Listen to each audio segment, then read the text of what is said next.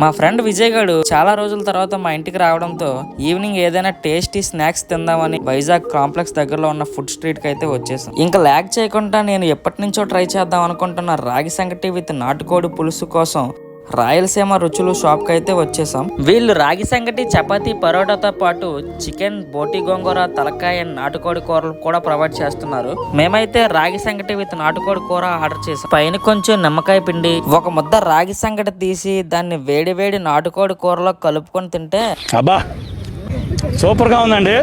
తర్వాత అలా ముందుకు వెళ్ళి చల్లగా ఏదైనా తాగుదామని అప్సరా బాదం మిల్క్ షాప్ కి వచ్చాం. ఇక్కడ వీళ్ళు బాదం మిల్క్ లో కోవా మిక్స్ చేసి పైన కూడా కొంచెం ముద్ద కోవా, బాదం పీసెస్ వేసి ఇస్తున్నారు. జస్ట్ 70 రూపీస్ కి ఇంత టేస్టీ కోవా బాదం మిల్క్ అయితే చాలా వర్త్.